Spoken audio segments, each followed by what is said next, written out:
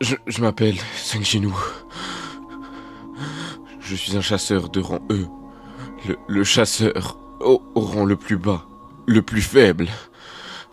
Jamais j'aurais imaginé que ça puisse m'arriver. Un donjon aussi fort. Qu'est-ce que je fais là? Mais maintenant, je vais mourir. Non.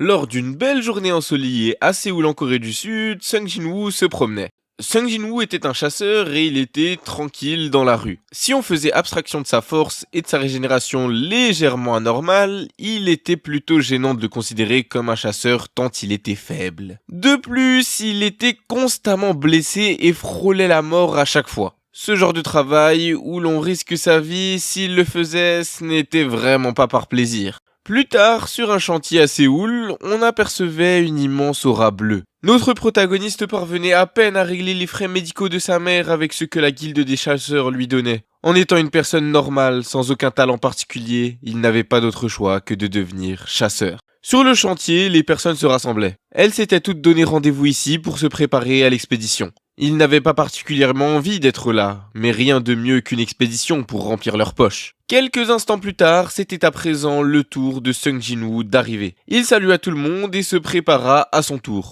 L'homme vêtu de manière austère lui demanda s'il était un chasseur expérimenté, car tout le monde semblait heureux de le voir. Son ami lui répondit alors qu'il était normal qu'il ne soit pas au courant, mais le surnom de Sung Jinwoo est le faible. Il était très loin d'être un chasseur de rang S. Bien au contraire, il était considéré comme le chasseur le plus médiocre. Il était tellement faible qu'il parvenait à se blesser même dans un donjon de bas niveau. Par conséquent, les autres étaient contents de le voir ici, car ça signifierait que le donjon serait une promenade de santé. Sung Jinwoo, qui n'était pas loin d'eux, entendit tout ce qu'il disait. Mais bon, à force, il s'y était habitué. Au même moment, il entendit une voix l'appeler. Elle lui cria qu'il s'était encore blessé. Cette voix, c'était Miss Joo-hee. Elle ajouta que c'était normal qu'il se soit blessé, mais la vraie question était pourquoi il est toujours blessé. Sung Jinwoo répondit que, comme d'habitude, c'était arrivé pendant qu'il était en train de chasser et au final, il avait même dû se rendre à l'hôpital. C'était justement lorsqu'il se trouvait dans un donjon de rang E et il avait été le seul à se blesser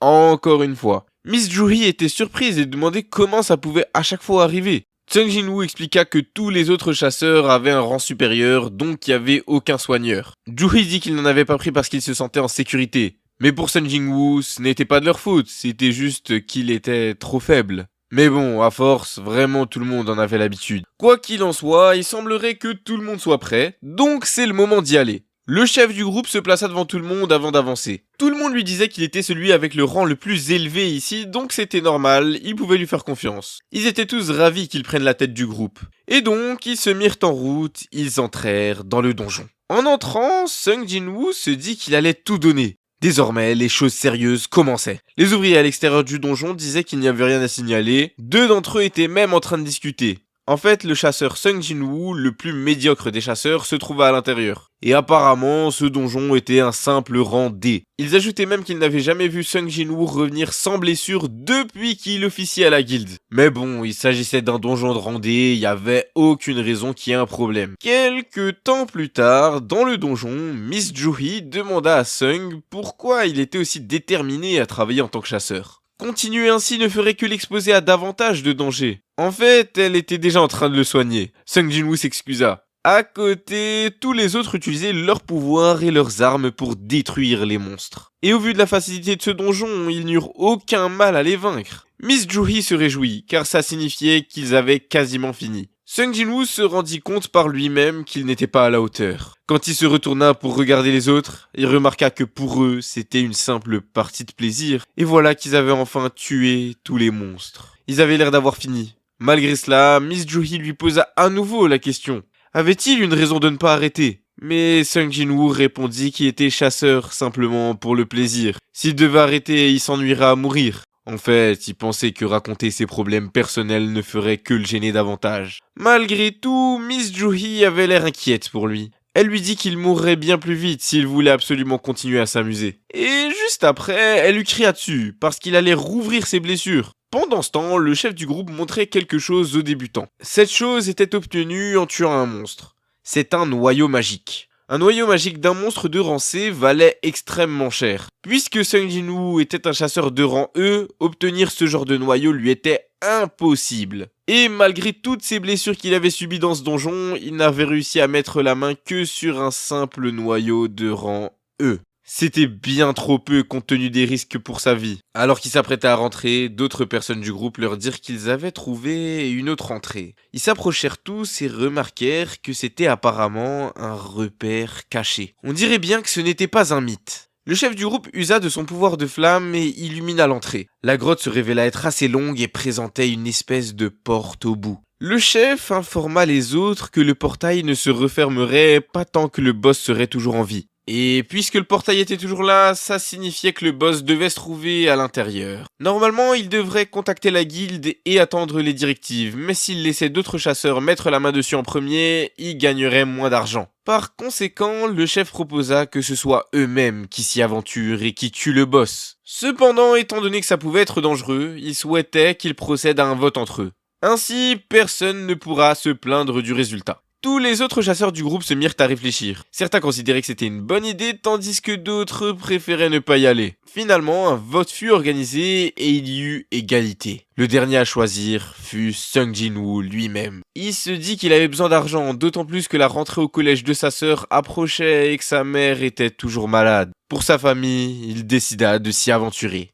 même s'il devait risquer sa vie. Plus tard, le groupe continuait d'avancer, ça faisait déjà 40 minutes qu'il marchait. Le portail se refermait 1 heure après la mort du boss, leur laissant donc 20 minutes sur le chemin. Sung Jin-woo s'excusa auprès de Miss Joo-hee. Intriguée, elle lui demanda pourquoi. Sung Jin-woo répondit qu'il était désolé de l'avoir forcée à venir ici, alors qu'elle était contre. Miss Joo-hee lui demanda alors s'il était certain que tout allait bien. Soudain, elle s'emporta, exprimant qu'en fait, rien n'allait. Elle le qualifia de fou, expliquant que s'il avait été touché un peu plus haut, il aurait eu un trou dans le cœur. Sans parler de son bras et de ses jambes. Elle lui rappela qu'elle était là pour le soigner, alors pourquoi avait-il voté pour y aller? Sung Jin-woo admit qu'elle avait raison, que s'il avait envie de continuer, c'était surtout grâce à elle. Il s'excusa à nouveau et Miss Joo-hee commença à se calmer. Elle lui suggéra qu'en signe de culpabilité, il devrait l'inviter au restaurant. Sung Jin-woo fut un peu surpris, mais il répondit rien. Miss Joo-hee se vexa et demanda s'il ne voulait pas l'inviter. Sung Jin-woo, gêné, affirma qu'il l'inviterait dès qu'il sortirait de ce donjon. Cependant, ils furent interrompus par le reste du groupe à ce moment-là. C'est bon, ils avaient atteint la salle du boss. C'était la première fois que Sung Jin-woo voyait une telle porte. Il trouvait cela étrange. Certains membres du groupe estimaient que cela semblait assez dangereux.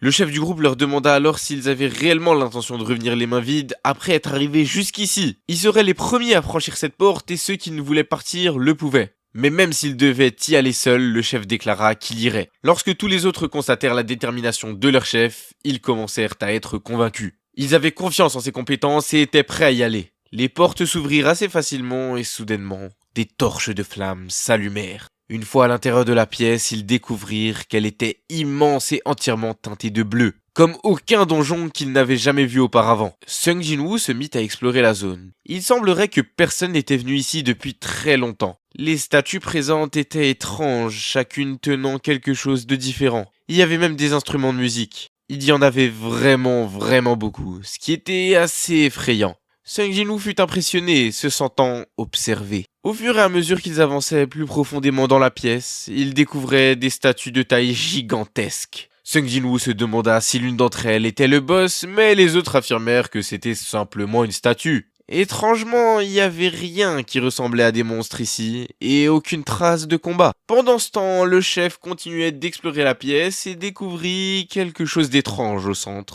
Il s'agissait d'une sorte de sceau magique. Au même moment, d'autres membres l'appelèrent pour lui montrer ce qui était écrit sur une des statues portant une énorme plaque de pierre. Était-ce un texte runique? Le chef se mit à lire la plaque. Il s'agissait de commandements du temple Carthénon. Tout le monde s'approcha pour écouter les commandements qu'il lisait. Cependant, Sung Jin-woo fut appelé en même temps par Miss Joo-hee. Elle lui demanda de regarder la statue, paniquée. Elle affirma que son œil venait de bouger. Sung Jin-woo lui dit qu'elle devait se tromper, mais il ressentit également une sensation étrange. Le silence était si oppressant que ça en devenait terrifiant. Finalement, le chef du groupe termina la lecture des commandements en affirmant que ceux qui ne le respecteraient pas ne sortiraient jamais d'ici vivants. Tout à coup, un bruit attira l'attention de tous. La porte venait de se refermer d'elle-même. Que devait-il faire maintenant? Les membres du groupe commencèrent à stresser, réalisant que c'était une erreur d'être venu ici. Le boss, les trésors et tout le reste, ils pouvaient tout garder. Ils tenaient à leur vie. Un homme se dirigea alors vers la porte et s'apprêta à sortir, mais le chef lui cria d'arrêter. Mais à une vitesse impressionnante, un mouvement ultra rapide à côté de la porte eut lieu. On ne voyait plus que le sang sur la porte, mais surtout l'ombre de l'homme avec sa tête découpée. C'était la statue qui se tenait en face de la porte, ayant bougé et tranché sa tête avec son arme. Elle était encore maculée de sang sur la lance. Et comme si de rien n'était, elle reprit sa position initiale. La panique s'empara du groupe, les statues gigantesques se mirent également en mouvement. Le pire était qu'ils devaient les combattre. Sung Jin-woo, témoin de la scène, ne parvint même pas à prononcer un seul mot. Seule la peur se lissait dans ses yeux. Mais soudain, il se rappela des paroles de Miss Joo-hee qui avait dit que la statue géante s'était déplacée plus tôt. Si c'était le cas, Sung Jin-woo se retourna immédiatement, complètement effrayé en tremblant, lorsqu'il regarda vers la statue. Elle le regardait aussi. C'est à ce moment-là qu'il fit le lien. Sung Jin-woo se demanda quel était le rang de l'homme qui venait de mourir. Probablement rang, je sais pas, D. Même s'il était considéré comme le plus faible, il restait plus fort qu'un rang E comme lui. Mais s'il avait été tué en un seul coup, en une seule seconde, comment c'était possible? Ce donjon était supposé être au mieux rang D. Alors comment des monstres aussi puissants pouvaient-ils se trouver ici? Le chef du groupe prit alors la parole. S'il était possible que toutes ces statues bougent, alors celle-ci aussi. Ce n'était pas la première fois que Sung Jin-woo se trouvait face à la mort. Déjà lors de sa première expédition, il s'était séparé de son groupe et s'était perdu. Un monstre de rang E l'avait attaqué par derrière, le laissant hospitalisé pendant 2 semaines. Il avait même failli mourir 2 fois après avoir été piégé dans un donjon. Même si ces donjons étaient de rang E à chaque fois, il frôlait constamment la mort. Les autres qui n'avaient pas vraiment de mal dans des donjons aussi faibles échangeaient leurs noyaux magiques contre de meilleures armes, leur permettant ainsi de tuer des monstres plus puissants et de gagner plus de trésors. Mais Sung Jin-woo ne pouvait pas se le permettre, il était toujours sans équipement. S'il achetait une épée bon marché, elle finirait par se briser rapidement. S'il avait un soigneur, ses blessures pourraient être traitées si elles n'étaient pas trop graves, mais il devait avant tout penser à sa mère. Donc il ne dépensait pas beaucoup d'argent. Tous les autres chasseurs de son équipe se moquaient toujours de lui, ressentant même de la pitié pour les soigneurs qui partaient en rêve avec lui. Ils avaient toujours du travail supplémentaire à cause de lui. Au fil du temps, Sung Jin-woo avait commencé à être affecté par ce qu'il considérait comme le chasseur le plus faible, le jugeant comme totalement inutile. Mais il avait ignoré les moqueries, continuant à travailler comme chasseur, sachant qu'il pouvait mourir à tout moment. Et c'est peut-être pour cette raison qu'il réalisa. Il vit alors le regard terrifiant de cette statue géante. À côté de lui, Miss Joo-hee était toujours présente, mais elle n'osait même pas les regarder. Sung Jin-woo cria alors à tout le monde de se mettre à terre. Cependant, les autres ne comprenaient pas, ils n'arrivaient pas à réagir à temps. Les yeux du boss Carténon se mirent soudainement à lancer des lasers. 4 faisceaux différents se dirigeaient vers eux. Sung Jin-woo réussit à temps à prendre Miss Joo-hee et la mettre à terre. Une partie du groupe s'en sortit indemne, mais l'autre partie fut complètement détruite. Les seuls survivants furent ceux qui avaient réagi à temps après le cri de Sung Jin-woo. Miss Joo-hee restait au sol, en pleurs, tandis que le chef du groupe leur ordonnait de ne pas se relever, parce que sinon ils seraient à nouveau attaqués. Le chef expliqua également à Sung Jin-woo que Miss Joo-hee était facilement effrayée. C'est pour cette raison d'ailleurs qu'elle participait qu'à de simples raids malgré son rang B en tant que soigneuse. Il lui dit même que ceux qui ne l'avaient pas écouté étaient morts. Il demanda à Sung Jin-woo s'il avait crié parce qu'il savait ce qui allait arriver, mais Sung Jin-woo répondit que non. Il avait juste pensé que c'était dangereux. C'était complètement instinctif. Cependant, à ce moment précis, Sung Jin-woo fut choqué en remarquant son bras. En effet, le chef avait perdu son bras durant l'attaque de Carténon. Le chef lui dit que tout allait bien, mais il souhaitait juste qu'il l'aide à arrêter le saignement. Pendant leur discussion, le chef expliqua à Sung Jin-woo qu'il avait déjà expérimenté des raids de rang B une fois ou deux, et il est certain que cet endroit dépasse largement le rang B. Le chef pensa même que c'était peut-être un rang A, voire un rang S. Surtout avec les pouvoirs de Carténon et ses yeux laser. Le portail, un tunnel reliant notre monde à d'autres mondes. Depuis son apparition, le monde avait connu de nombreux événements étranges. Les chasseurs en étaient l'exemple le plus frappant. Leur puissance restait inchangée depuis leur éveil, elle ne variait jamais. Sung Jin-woo lui aussi était devenu un chasseur, mais sa force était seulement de rang E. Même s'il était plus fort qu'un humain lambda, il y avait une abîme entre son niveau et celui des autres rangs. Ceux qui avaient reçu le pouvoir de franchir le portail afin de détruire les monstres et en avaient fait leur métier étaient appelés les chasseurs. Parfois, au-delà de ce portail, on pouvait trouver des monstres sinistres infranchissables. Et cette situation en était un exemple parfait. Le chef du groupe commença à perdre de plus en plus de sang. Mais de toute façon, il n'y avait rien d'autre à faire. Il ne restait que 3 soigneurs dans le groupe. Et c'est normal, car ils pensaient que le donjon serait rapidement terminé. L'un d'eux avait été brutalement attaqué, il ne restait plus rien de son corps. L'autre était en état de choc. Même une soigneur aussi expérimentée que Miss Juhi n'avait jamais été confrontée à une situation aussi traumatisante. Le chef savait qu'il n'avait pas d'autre choix. Il devait simplement rester immobile devant eux. Lorsque la situation se calmerait, ils essaieraient de s'enfuir, même si cela risquait d'être compliqué. Le reste du groupe était toujours en état de choc, pleurant et affirmant que c'était seulement un donjon de randé. Sung Jin-woo commença à réfléchir à la situation. S'il bougeait, il serait attaqué. Même s'il parvenait à déjouer la vigilance de Cartenon, il devrait encore passer devant la statue en face de la porte. Ils ne parviendront jamais à s'échapper. Cependant, quelqu'un du groupe cria qu'il ne mourra pas ainsi. Il avait enfin réussi à rejoindre une grande guilde et ne pouvait pas mourir. Il se leva et s'apprêta à utiliser son pouvoir. Le chef du groupe lui cria de ne pas bouger.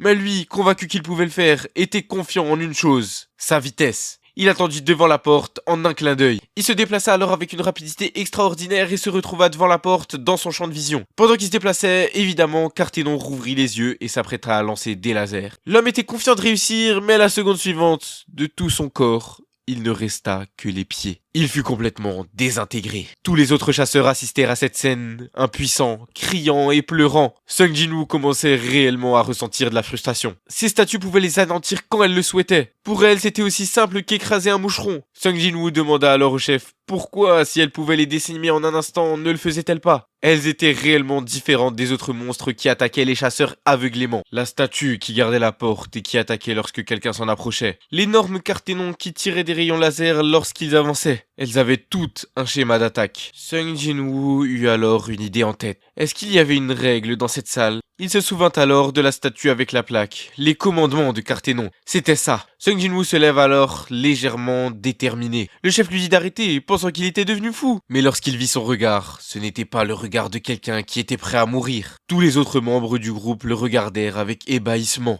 Il avait enfin compris quelle était la solution pour s'en sortir en vie. Il cria alors à tous les autres de faire comme lui. Au début, ils ne firent pas vraiment confiance, mais petit à petit, avec le courage et la détermination que Sung Jin-woo démontrait, les autres le suivirent. En fait, il pouvait avancer, mais devait toujours rester un minimum accroupi. Quand Cartenon vit cela, il se mit à sourire. Sauf que cette statue n'était pas une statue normale, c'était un sourire démoniaque et terrifiant. Ils étaient tous effrayés. Comment son expression pouvait-elle changer à ce point? À ce moment-là, certains du groupe se dirent que c'était bon, qu'il pouvait enfin s'en aller, sauf que pas du tout. Au même moment, Cartenon se leva et l'on aperçut pour la première fois sa taille réelle. Il était absolument gigantesque et comparé aux autres statues qui étaient déjà énormes, il était bien plus grand. Dès qu'il posa un pas au sol, un énorme tremblement de terre eut lieu. Un des membres du groupe s'avança, mais il ne fallut qu'une seule seconde à Cartenon pour l'écraser comme une fourmi. Il ne resta plus rien de son corps, seulement des giclées de sang au sol. Tout à coup, ils se mirent tous à courir. Une fille qui était absolument effrayée ne réussit pas à se lever, et à son tour, elle se fit écraser. Un des chasseurs se dit qu'il ne pouvait pas mourir ici. Il avait déjà 2 enfants et sa femme était enceinte. Il était enfin résolu à devenir un bon père. Il arriva au fond de la pièce, pensant être en sécurité, mais il n'avait pas fait assez attention. Une statue gigantesque bougea derrière lui. D'un simple coup d'épée, elle le trancha, et il n'eut même pas le temps de comprendre ce qui se passait qu'il était déjà mort. Pendant toute cette panique, Sung Jin-woo réfléchissait. Quelle était la solution pour s'en sortir? Il y en avait forcément une. À force d'analyser la pièce, Sung Jin-woo remarqua quelque chose d'étrange. Les grandes statues autour de la pièce, les gardiens, ils réagissaient uniquement lorsqu'ils s'approchaient d'eux. Une fois proches, leurs mouvements étaient prévisibles. Cependant, il y avait d'autres statues qui ne tenaient pas d'armes. Si celles qui tenaient des instruments de musique faisaient pareil que les gardiens, alors ça pourrait être ça la solution. Sung Jin-woo cria à tout le monde de l'écouter. Il ordonna de se diriger vers les statues qui avaient un instrument. Le chef le fit en premier et quand il arriva à proximité, il fut surpris. Elle jouait effectivement de la musique. Il expliqua à tous les autres que ces statues avec les instruments ne les attaquaient pas. Il ordonna alors à tous les autres de faire de même. Au bout de quelques instants, malgré le nombre énorme de blessés et de morts, toutes les personnes restantes étaient en place. Sung Jin-woo se plaça avec Miss Juhi, mais étrangement, cette statue ne jouait pas de musique. Sung Jin-woo, effrayé, se demanda pourquoi. Au bout de quelques instants, il réalisa qu'il se pourrait que 2 personnes ne puissent pas se tenir devant la même statue. Il dit alors à Miss Juhi de ne pas bouger. Elle était en sécurité là où elle était. À son tour, il se mit à courir. Il avait trouvé où se trouvait la dernière statue. Cependant, il fut poursuivi par Cartenon. Il parvint à esquiver son énorme coup de pied qui explosa le sol derrière lui. Mais c'était bon, il y était enfin arrivé. Sauf que le chef du groupe qui était toujours en place lui cria que c'était pas celle-là.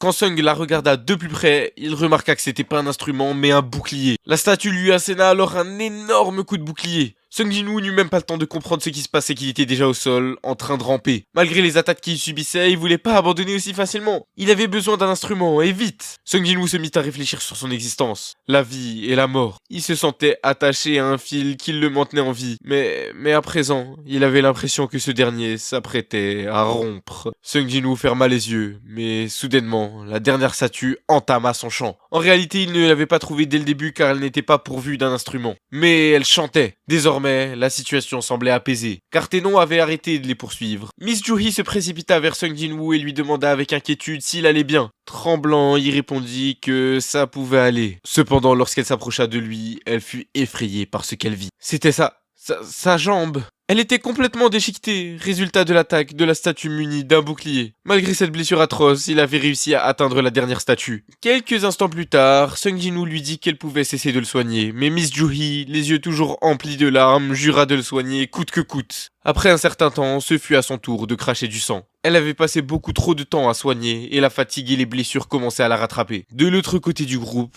un constat alarmant fut dressé. Ils étaient initialement 17, mais ne restait plus que 6 d'entre eux, dont 2 gravement blessés. Les autres membres du groupe firent remarquer au chef qu'il était triste qu'il avait perdu son bras, mais que tout cela était arrivé en raison de ses mauvaises décisions. Au même moment, Taenon, qui se tenait au centre de la pièce, recommença à bouger. D'un geste de bras, quelque chose d'étrange se produisit. Tous les chasseurs ressentirent une secousse gigantesque. En regardant vers le centre de la pièce, ils aperçurent une énorme roche en forme de cercle qui était tombée. Ils se demandèrent ce que cela pouvait bien être. À ce moment-là, Sung Jin-woo prit la parole et répondit que c'était un autel. Un autel semblable à ceux des mythologies et que tout cela était lié au commandement. Sung Jin-woo affirma que c'était probablement la dernière épreuve à laquelle il devait faire face. L'un des chasseurs, bien qu'il se considérât comme étant stupide, avait une petite idée de ce qui se passait. Ils allaient devoir sacrifier une personne. Et il pointa son épée sans hésitation vers le chef du groupe, responsable de les avoir amenés ici. Cet homme, qui avait autrefois été fier de sa femme et de ses enfants, avait été coupé en deux, et 10 autres personnes avaient trouvé la mort. Il devait accepter cette punition. Lorsque Sung Jin-woo vit cette scène au loin, le chef admit qu'ils avaient raison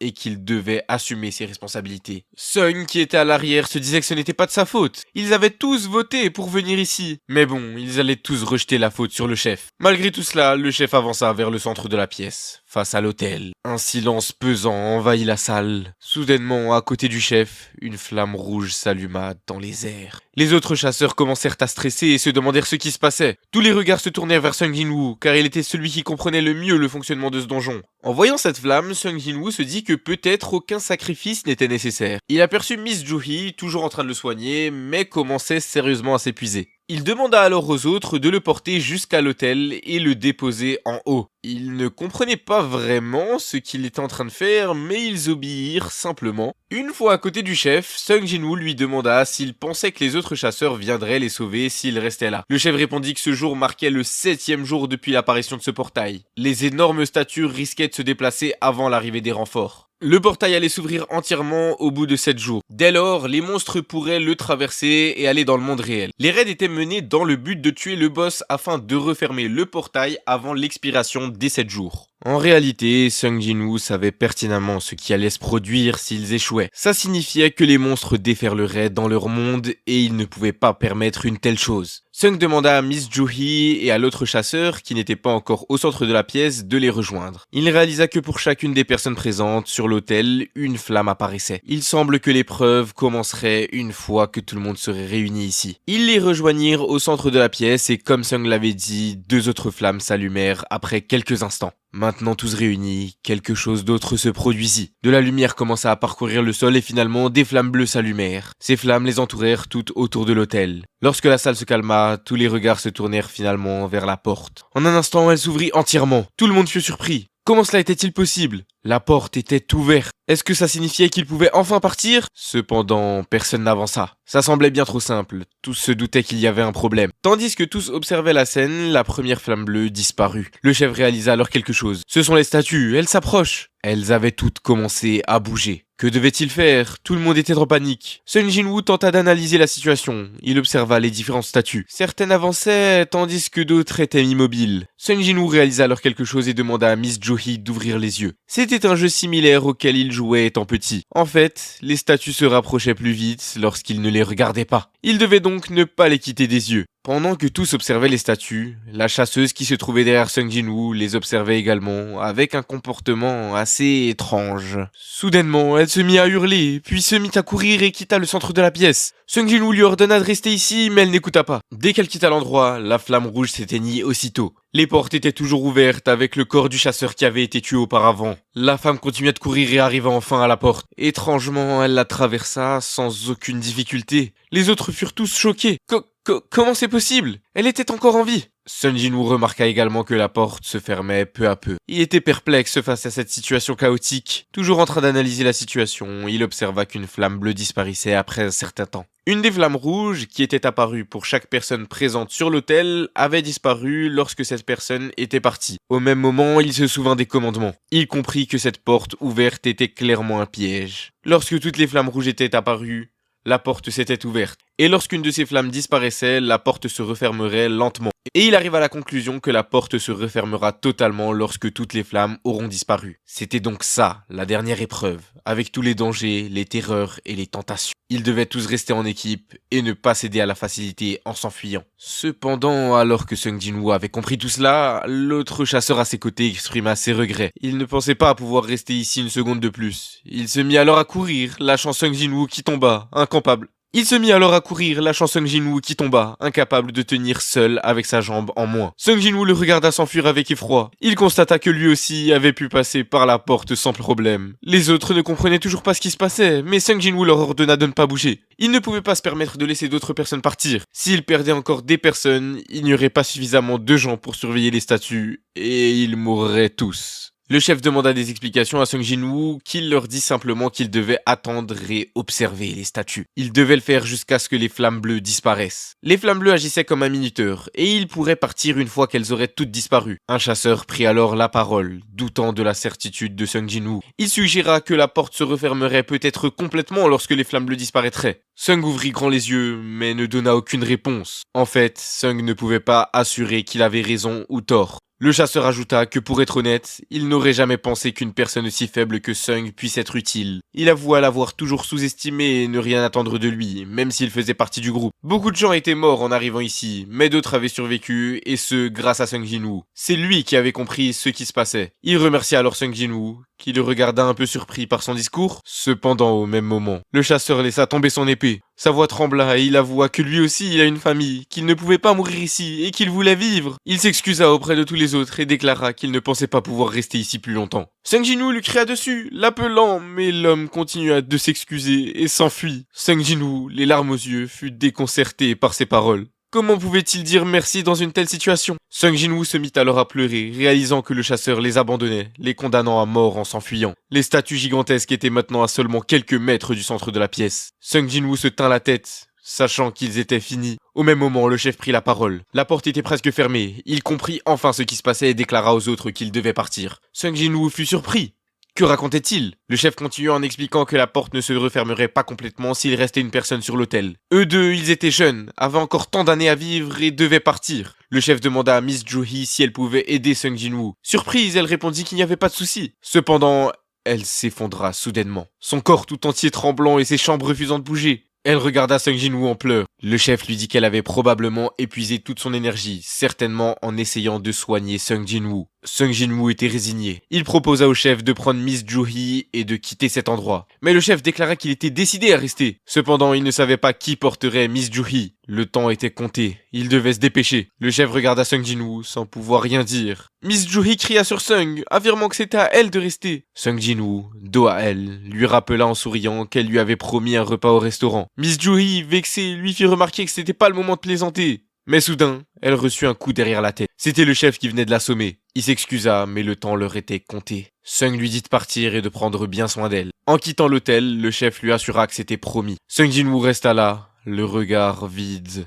Il n'osa même pas les regarder s'en aller. Il entendit simplement la porte se refermer derrière eux. Au moins, Sung Jin-woo ressentit un peu de tranquillité. Il se dit qu'il était le seul à mourir. À côté de lui, toutes les statues géantes s'approchaient, et Cartenon était là, au fond, observant la scène. Sung Jin-woo murmura qu'il aurait dû souscrire à une assurance s'il savait que cela arriverait. À côté de lui, il aperçut l'épée que le chasseur avait abandonnée avant de s'enfuir. Son souffle devenait de plus en plus difficile. Il prit l'épée dans ses mains et commença à la brandir. Sung Jin-woo était ensanglanté de partout, son œil tout rouge et une jambe en moins. Mais malgré cela, il n'en est pas abandonné. Puisqu'il était là, il allait au moins affronter une de ces 3 statues gigantesques devant lui. Bien qu'il eût du mal à respirer, il serrait les dents. C'est parti, que le combat commence. Mais aussitôt commencé, la statue avec la lance transperça Sung Jin-woo d'un seul coup. Il n'eut même pas le temps de se lever qu'un énorme trou se forma dans son ventre. Il recracha tout le sang de son corps. La statue saisit sa lance et projeta Sung Jin-woo en l'air. Après un instant, il retomba sur l'autel. Il ne lui restait que quelques secondes à vivre. Ses yeux étaient minuscules, le sang coulait à flot. Même aux portes de la mort, il se disait qu'il ne voulait pas mourir. Le sang se mélangeait avec ses larmes. Il voulait vivre, il ne voulait pas mourir. Il se remémora tous ses souvenirs avec les autres chasseurs. Eux aussi avaient fui. Bien sûr que rien ne se passe comme prévu lorsqu'on n'est pas maître de son destin. Qu'il cesse avec toutes ces trahisons. Lui aussi avait une famille, lui aussi voulait vivre. Il y a à peine une minute, Sung Jin-woo avait dit qu'il était soulagé d'être le seul à mourir ici. Mais qu'il arrête de se voiler la face, qu'il arrête de mentir. Il ne veut pas mourir. S'il avait eu une autre chance, si seulement il avait eu une autre chance. Mais l'énorme statue, son épée en main, ne se souciait guère de ses pensées. Sung Jin-woo discernait la mort dans son regard. Alors que la statue assénait son dernier coup, la dernière flamme bleue s'éteignit. Toutes les lumières au sol s'arrêtèrent et l'autel se mit à bouger. La lame de la statue se mit à vibrer. Mais en réalité, ce n'était pas seulement elle, mais toutes les statues. Elles étaient comme paralysées. Un message d'alerte apparut à ce moment précis. Il annonçait que Sung Jin-woo avait rempli toutes les conditions nécessaires pour la quête cachée, la bravoure du faible. Sung Jin-woo n'arrivait pas à bouger le moindre muscle et se demandait ce qui se passait. Qu'était-ce que cette alerte et ce panneau en face de lui? Pourquoi ces statues s'étaient-elles arrêtées avant de le tuer? Une quête cachée? Il avait rempli toutes les conditions? Quoi? Au même instant, il entendit un bruit. D'où ça venait? Un nouveau panneau lui annonçait qu'il avait gagné le droit de devenir un joueur. Voulait-il accepter? Gagner? Sung Jin-woo se demandait ce que ça signifiait. C'est quoi ce délire? Le système lui annonçait que son temps était presque écoulé. S'il refusait, son corps cesserait de battre dans environ 0,02 secondes. Voulait-il accepter? Sung Jin-woo, au plus bas, comprenait que s'il acceptait, il n'aurait pas à mourir. Il voyait toujours devant lui les 3 gigantesques statues, avec du sang partout sur son corps. Il se dit que c'est bon, cette chance, il va la saisir. Un nouveau message d'alerte apparut devant ses yeux. Bienvenue, joueur. À ce même instant, une lueur intense illumina le corps de Sung Jin-woo, éblouissant toute la pièce. Après quelques instants, Sung Jin-woo réouvrit les yeux. Quoi? Un lit d'hôpital? Il toucha son cœur pour vérifier qu'il battait. Il transpirait énormément. Sung Jin-woo ouvrit grand les yeux, essayant de comprendre la situation.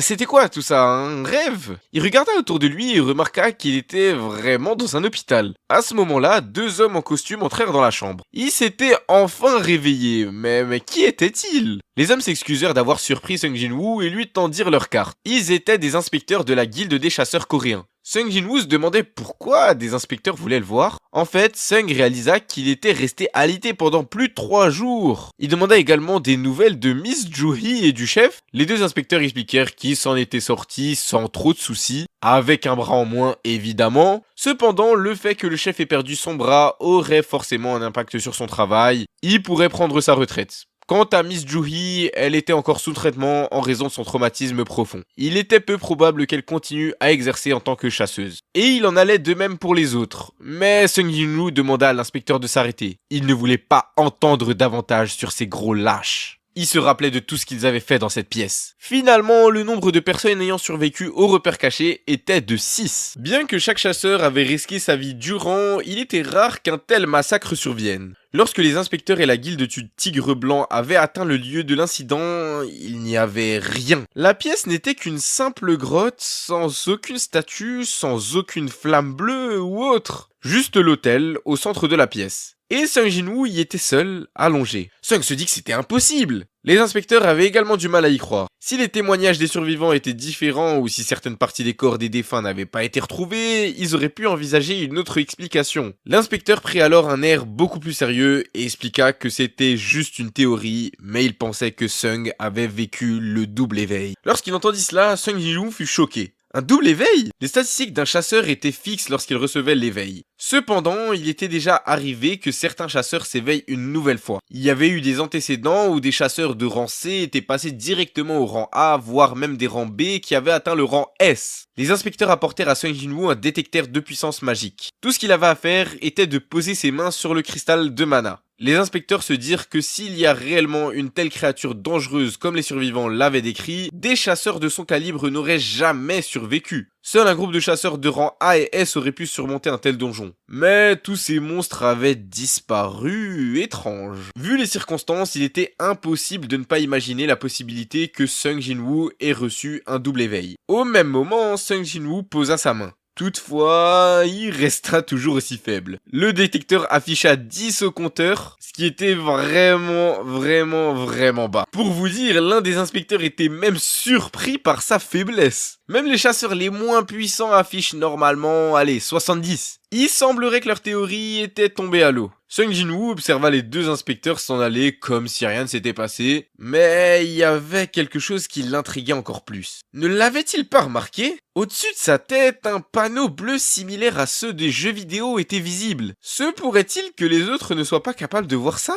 Et Sung Jin-woo réalisa seulement à ce moment-là que sa jambe, qui avait été coupée dans le donjon, est toujours là. De même que sa poitrine qui avait été complètement perforée par une lance gigantesque et elle est revenue à la normale. À partir de ce moment-là, il pouvait même plus discerner ce qui était réel de ce qui ne l'était pas. D'ailleurs, il se demandait s'il aurait dû leur dire qu'il pouvait voir ça. Il essaya de toucher le panneau, mais apparemment, c'était pas un écran tactile. Alors qu'il se tenait debout en train de toucher le vide, littéralement comme un fou, quelqu'un entra dans sa chambre et lui demanda ce qu'il faisait. C'était sa sœur. Sung Jin-woo demanda s'il avait reçu un coup. Sa sœur, Ah-jin, lui demanda s'il avait reçu un coup à la tête. Elle s'énerve contre lui en lui disant qu'elle lui avait dit d'arrêter, n'est-ce pas? Est-ce qu'il réalise à quel point elle était inquiète? Sung Jin-woo s'excusa une fois de plus. Mais bon, techniquement, il a que dormi 3 jours, y a pas de quoi s'inquiéter. En tout cas, lorsque Sung vit sa sœur, il fut extrêmement heureux. Il n'arrivait pas à croire qu'il avait failli la laisser seule. Elle était toujours là, en face de lui, en train de l'engueuler, lui disant d'arrêter d'être un chasseur et ainsi de suite, mais il l'écoutait pas vraiment. En fait, il était plutôt perturbé par le panneau en face de lui. Il demanda à Ah-jin si elle pouvait voir cela, mais elle comprenait rien de ce dont il parlait. Sung Jin-woo lui posa alors une question. Lorsqu'il recevait un mail non lu dans sa boîte mail, comment le lisait-il? À ce moment-là, Ah-jin se demandait vraiment s'il n'était pas devenu fou. Mais elle répondit quand même à sa question en lui disant qu'il devait d'abord ouvrir sa boîte mail. Ouvrir la boîte mail. Et justement, sur le panneau, il y avait une quête journalière non lue. C'était les préparatifs pour devenir plus fort. Sung Jin-woo était intrigué. Plus tard, Ah-jin dit qu'elle devait y aller. Il y avait toujours son ami qui l'attendait devant la porte. Sung Jin-woo n'était pas réellement concentré sur sa sœur, mais plutôt sur les panneaux qui apparaissaient devant lui. Le panneau se présentait comme un système et annonçait qu'il aiderait le joueur à progresser. Une autre alerte annonça que si le joueur n'accomplissait pas les ordres, il y aurait une pénalité. Le système ajoutait également qu'il avait reçu sa récompense. Avec tout ça en face de lui, Sung Jin-woo comprenait rien. Mais maintenant qu'il y pensait, il se souvenait avoir vu quelque chose de similaire quand il était à l'hôtel. Il était particulièrement intrigué par cette fameuse quête journalière. Devant le système, il demanda à l'ouvrir. Tout à coup, un nouveau panneau apparut devant lui. C'était les instructions de la quête. Sung Jin-woo fut impressionné. Tous ses objectifs étaient écrits. Il devait faire des pompes, des abdos, des flexions et une course de 10 km. Toutes ces missions étaient incomplètes, car il n'en avait fait aucune.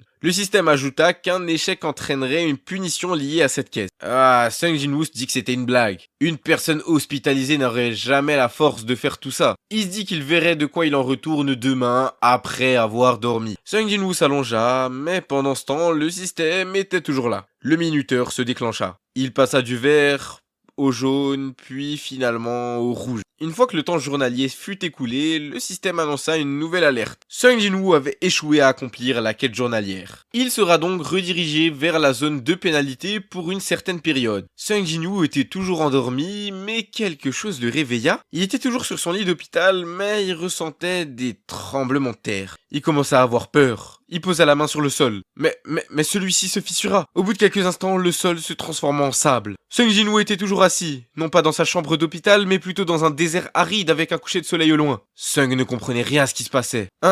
Impossible, tout cela n'était qu'un rêve. Derrière lui, quelque chose d'énorme se leva. Lorsque Sung se retourna, il se rendit compte que c'était pas Un mille pattes géant avec des mandibules venimeuses. Qu'est-ce que ça peut bien être? Au même moment, le système apparut devant Sung Jin-woo. C'était la fameuse quête punitive, et la mission était simple, survivre jusqu'à la fin du temps imparti. Le temps alloué était de 4 heures. Pour l'instant, seules 3 secondes s'étaient écoulées et le monstre était déjà prêt à l'attaquer. Lorsqu'il vit la gueule du monstre, Sung Jin-woo ne voulait toujours pas y croire. C'est une blague, n'est-ce pas? On retrouve Sung Jin-woo quelques temps plus tard, tout en sueur. Il se trouvait toujours dans ce désert brûlant et continuait de courir. Le monstre gigantesque lui hurlait dessus, le poursuivant sans relâche. Le pire, c'est qu'il n'était pas le seul et toutes ces créatures le pourchassaient. Ces monstres se déplaçaient à une vitesse folle dans le désert. Pendant ce temps, dans le monde réel, le temps continuait de s'écouler. Le monstre était à chaque fois très proche de tuer Sung, mais il parvenait à esquiver. Finalement, le système réapparut enfin devant lui annonçant qu'il avait accompli la quête punitive. Sung Jin-woo, qui était toujours en vie, en train de courir, réapparut dans sa chambre d'hôtel, mais cette fois-ci sans le monstre. Il avait quand même apporté un peu de sable avec lui dans sa chambre. C'était quoi cette foutue quête punitive? Sung Jin-woo était exténué. Le système lui envoya un message. Les récompenses pour avoir accompli les quêtes punitives étaient arrivées. Il lui demanda s'il souhaitait les accepter. Les yeux de Sung Jin-woo étaient vides. Il n'eut même pas le temps de répondre quoi que ce soit au système qu'il tomba de fatigue. L'infirmière, qui n'était pas loin, entendit un bruit.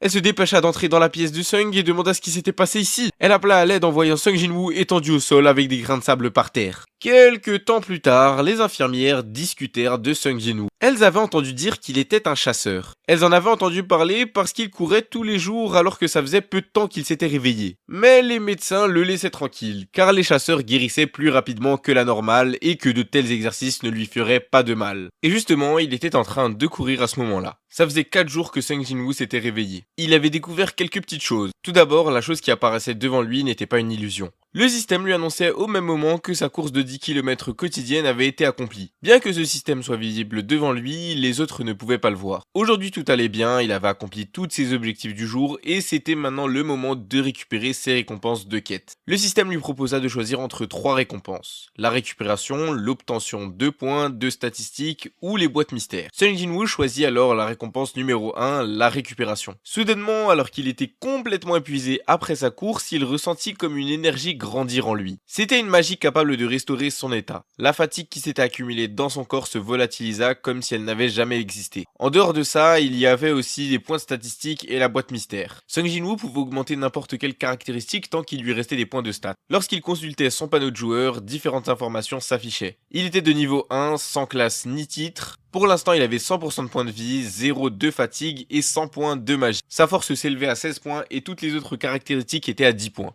Il lui restait 3 points à répartir. Sung Jin-woo devenait plus fort en les augmentant. Bien sûr, lorsqu'il passe un niveau, ses statistiques augmentaient également. Statistiques, compétences, objets, inventaire, tout ça, ça ressemble à un jeu. Et ce jeu semblait être dirigé par une force supérieure. Assis sur un banc, Sung Jin-woo observe tous ces panneaux devant lui. Il se demandait ce qui se passait réellement ici. Du retour à l'hôpital, il demanda s'il pouvait s'absenter pour la journée. Il explique qu'il devait régler quelques petits détails. Une fois à l'extérieur, Sung Jin-woo se dirige vers une station de métro. Devant les escaliers, il se dit qu'il est temps de découvrir à quoi ça peut bien servir. En réalité, la boîte mystère qu'on lui offrait chaque jour pour chaque quête journalière lui procurait à chaque fois un objet. Même si parfois il s'agissait d'objets inutiles comme des bandages ou des stylos, celui-ci semblait très spécial. C'était une clé de donjon de rang E, une clé permettant de générer un donjon instantané. Il pouvait l'utiliser à la 3e entrée d'une certaine station de métro. Une clé générant un donjon instantanément, c'était très étrange. En fait, Sung Jin-woo se demandait si tout ça pouvait être lié au double éveil. Ou peut-être que c'était un processus permettant d'atteindre le double éveil. Si tel était le cas, ça valait la peine d'essayer. Ironiquement, les gens se moqueraient de lui s'ils entendaient parler de ça. Quoi qu'il en soit, Sung Jin-woo affirma fièrement qu'il avait confiance en sa capacité de fuite. Donc si ça devenait trop dangereux comme la dernière fois, il s'enfuirait quoi qu'il arrive. Il tendit alors son bras dans le vide,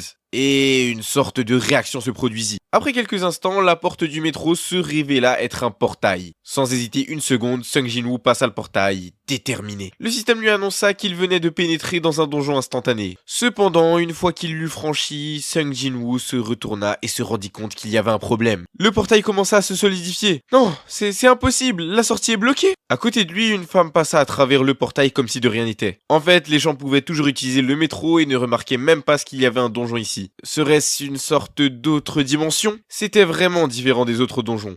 Il n'avait jamais vu ça auparavant, mais cela ressemblait au portail rouge. Maintenant, que va-t-il faire? Sung Jin-woo avait prévu de s'enfuir si les choses commençaient à mal tourner, mais comme la sortie était bloquée, il ne pouvait s'enfuir nulle part. Le système lui annonça alors qu'il ne pouvait pas quitter le donjon. Il devait tuer le boss ou utiliser un cristal de retour. Sung Jin-woo dit d'une voix tremblante qu'il est obligé de tuer le boss. Il avait déjà du mal à tuer des monstres de rang E et maintenant il devait finir un donjon tout seul. Au même moment, il avait l'impression que le donjon s'était enclenché pour de bon. Il ressentait une espèce d'aura en descendant les escaliers. Pris de peur, Sung Jin-woo se demanda s'il devait vraiment surmonter cela sans l'aide de personne. Il y avait une aura assez effrayante qui émanait de cette zone. Malgré tout, Sung Jin-woo avança. La zone était complètement délabrée, le plafond détruit, les murs en mauvais état. Sung Jin-woo se demandait quoi faire. Il ressentit alors quelque chose, une forte puanteur. C'était un monstre de type bête. Au même moment, il entendit un énorme rugissement et le monstre ouvrit grandement sa gueule. Effrayé, Sung Jin-woo parvint à l'esquiver l'attaque. C'était un loup au croc d'acier. Déjà qu'il avait du mal avec 2 gobelins, comment pourrait-il avoir une chance de vaincre ce monstre? Le monstre regarda Sung, prêt à lui foncer dessus à nouveau. Sung Jin-woo transpirait, mais quelque chose était bizarre. C'était ses jambes.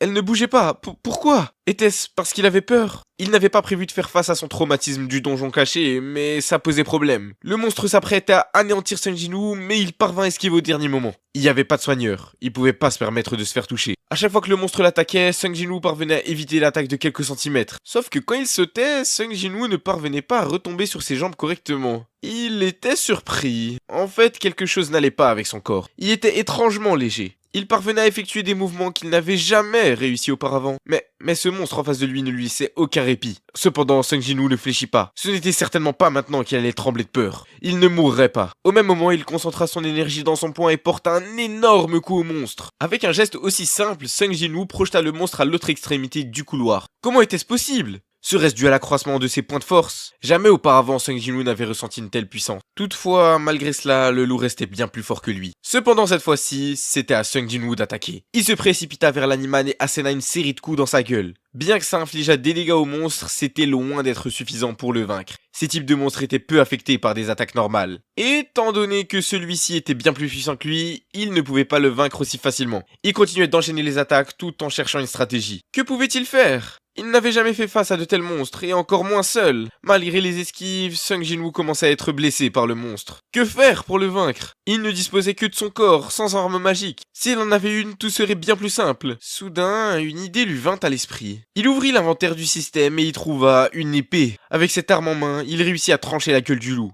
Cette épée était celle que le chasseur avait laissée dans le donjon caché. Le système lui annonça qu'elle lui accordait 10 points supplémentaires d'attaque. Simultanément, une alerte retentit. Sung Jin-woo avait vaincu le loup au croc d'acier et gagné un niveau. Avec cette épée en main, il se souvint que le chasseur l'avait achetée pour 3 millions de won. C'était une somme si élevée qu'il n'aurait jamais pu se l'offrir normalement. Cependant, pour le moment, il allait l'utiliser. L'inventaire se révélait être un outil utile. Il se demandait s'il pouvait y stocker n'importe quoi. Cependant, à ce moment précis, il entendit des pas au loin. 2 loups au croc d'acier étaient arrivés après avoir été attirés par le bruit. Maintenant qu'il avait une arme, Sung Jin-woo n'avait plus de raison d'avoir peur. Alors que les loups s'apprêtaient à l'attaquer, Sung Jin-woo ne put s'empêcher de trembler. Pourquoi encore cette épée ne répondait-elle pas? Au dernier moment, il mobilisa toutes ses forces et réussit à parer l'attaque. Il saisit l'épée entre les crocs d'acier. Sung Jin-woo ne pouvait pas laisser cette opportunité s'échapper. Avec une force décuplée, il trancha le monstre en deux. Désormais, le 3e loup qui avait été témoin de la scène commence à être effrayé par Sung Jin-woo. C'était à son tour de fuir. À la fin du combat, Sung Jin-woo jeta un œil à ses statistiques. Il était désormais niveau 2, avec plus de 200 points de vie et 22 points de magie. Sa force avait également doublé, et il avait gagné un point dans toutes les autres catégories. En ce qui concernait ses compétences, il possédait une musculature de niveau 1 et également un sprint de niveau 1. Chaque fois qu'il gagnait un niveau, toutes ses caractéristiques augmentaient d'1 point. En accomplissant la quête journalière, il obtenait 3 points de statistiques. En somme, avec une journée et l'évolution d'un niveau, il pouvait potentiellement obtenir 4 points au maximum. Il semblerait que gagner des niveaux en chassant des monstres soit efficace. Combien de force gagnait-il pour chaque point de statistique? Même sans l'intelligence et la perception, ces valeurs étaient exprimées. La force était évidemment la plus simple à comprendre. Elle avait augmenté seulement de 10 points pour le moment, mais Sung Jin-woo pouvait clairement ressentir cette différence. Il se demandait également si ses statistiques étaient pondérées. Quoi qu'il en soit, il constatait qu'il devenait plus fort et montait de niveau. Il se sentait encouragé, étant donné qu'il avait vaincu 2 monstres. Cependant, il y avait quelque chose d'étrange car il n'avait pas laissé le moindre noyau magique. Sung Jin-woo pensait que tous les monstres du donjon en possédaient un. Mais apparemment, il s'agit de monstres différents. C'était vraiment un phénomène étrange qui lui arrivait. S'il était guidé par une sorte de système de jeu, il était probable que ce donjon instantané et ses monstres aient été spécialement créés par ce même système. C'est peut-être pour cette raison qu'il obtenait des objets à la place d'un noyau. Par exemple, il venait d'obtenir un croc de loup, une ressource qu'il pouvait utiliser ou stocker dans son inventaire pour vendre à la boutique. Cette boutique semblait très intéressante. Lorsqu'il y accéda, on lui proposa d'acheter ou de vendre. Sung Jin-woo tenta d'abord d'acheter, mais malheureusement son niveau était insuffisant pour y effectuer des achats. De plus, les nouveaux joueurs semblaient ne pas avoir accès à cette fonctionnalité. Il décida donc de vendre le croc d'acier et en récupéra 20 pièces d'or. Il n'avait aucune idée de la valeur de ces 20 pièces d'or puisqu'il ne s'agissait pas d'argent réel. Cependant, étant donné que ce donjon était devant lui, ça ne devait pas avoir une grande importance. Il se demandait alors ce qu'il allait faire à présent. Dans tous les cas, il ne voulait pas partir sans avoir tué le boss. Il existait également la possibilité de mettre la main sur un cristal de retour qui lui permettrait de quitter le donjon. Cependant, il doutait d'en trouver un. Et il risquait surtout de manquer de nourriture. Même si le boss était de rang E, il restait bien trop difficile pour lui de le vaincre seul. Mais non, Sung Jin-woo se dit que c'était possible, mais il devra monter de niveau. Bien qu'il puisse mourir d'ici là, il n'y avait qu'un seul moyen de le savoir. Au loin, il entendit du bruit. Il revit le loup de tout à l'heure, mais cette fois-ci, il n'était pas seul. En fait, il n'avait pas fui, mais il était simplement allé chercher des renforts. Sung Jin-woo les observa. Il y avait au moins une dizaine de loups, mais il n'y avait aucune raison d'avoir peur. Il était déjà mort une fois, et ces loups de rang E ne pouvaient pas lui faire peur.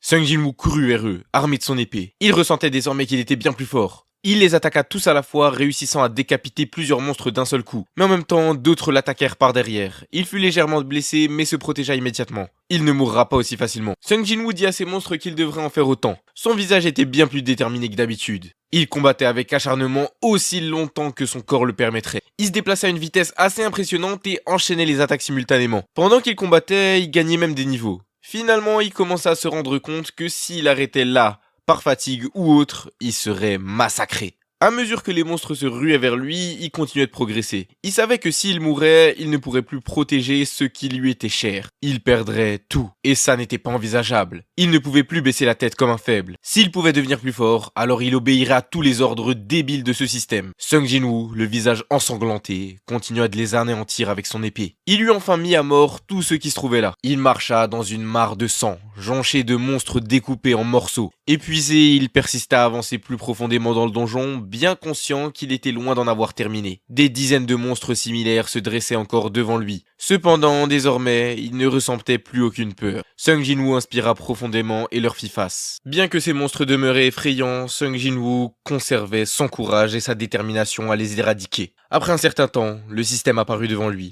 Il avait obtenu le titre de Crève-Loup. À force de combattre, Sung Jin-woo remarqua que la lame commença à s'émousser. En fin de compte, son arme perdit inéluctablement sa durabilité. Même s'il acquérait une arme de qualité, elle finissait invariablement ainsi après avoir enchaîné de nombreux donjons. Il se remémora une fois où il avait acquis une dague avec une somme exorbitante de 50 000 won. Bien que ça lui ait facilité la vie, la dague s'était aisément brisée lors du combat contre le boss. Ce jour-là, il avait récupéré 3 noyaux magiques de rang E, ce qui a à peine remboursé son achat. Par conséquent, il cessa définitivement d'acheter des armes. Même si c'était épuisant, il préférerait attaquer les monstres en utilisant son propre corps. Il exprima alors sa gratitude envers l'épée, car grâce à elle, il s'en était plutôt bien sorti. On pouvait observer les cadavres de tous les loups qu'il avait tués. Le titre de Crève-Loup était accordé aux personnes excellentes dans la chasse aux loups, leur octroyant une augmentation de 40% d'XP supplémentaire lorsqu'ils combattaient des monstres de type bête. Dans son inventaire, il possédait maintenant 34 crocs de loup, mais également des dagues usées, un habit de voyageur et un cristal de retour. C'était bien plus que ce qu'il espérait. Il saisit alors le cristal de retour dans sa main et se demanda s'il devait partir maintenant. Mais au final, il refusa. Rien ne lui garantissait qu'il aurait une autre chance de devenir aussi fort aisément. Qu'adviendrait-il du donjon une fois qu'il utiliserait le cristal? Il disparaîtrait probablement, et étant donné que c'était un événement éphémère créé par le système, ce serait certainement inéluctable.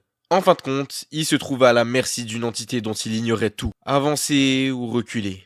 Sung Jin-woo était quelque peu hésitant, mais il finit tout de même par ranger le cristal dans son inventaire. Il se mit alors en marche vers la salle du boss. Sur le chemin, il poursuivit son combat contre les monstres. À chaque niveau qu'il gagnait, les combats contre les monstres devenaient bien plus simples. À force de progresser dans le donjon, il avait même commencé à affronter d'autres types de bêtes qui étaient bien plus puissantes. Sung Jin-woo ressentait qu'il devenait plus fort. En réalité, contrairement aux monstres normaux du donjon, ceux-ci réapparaissaient. Il ne ressemblait pas du tout aux créatures vivantes. De plus, les combattre lui rappelaient un jeu où il pouvait anticiper leur schéma d'attaque. Et en apprenant leur schéma d'attaque, il pouvait prévoir où il le frapperait. Tout d'abord, un singe au-dessus et un chat de chaque côté. Il brandit alors son épée et élimina d'un seul coup le singe qui le menaçait par le dessus. Il enchaîna avec un coup puissant à la tête du chat et se retourna immédiatement pour éliminer l'autre monstre qui s'approchait. Pour finir, le dernier loup présent fut tranché en un instant. Sung Jin-woo soupira légèrement. Il avait répété ces mouvements des dizaines de fois, encore et encore. La couleur affichée sur les monstres changeait en fonction de leur force. Ainsi, le blanc signifiait faible, l'orange pour fort et le rouge correspondait à surpuissant.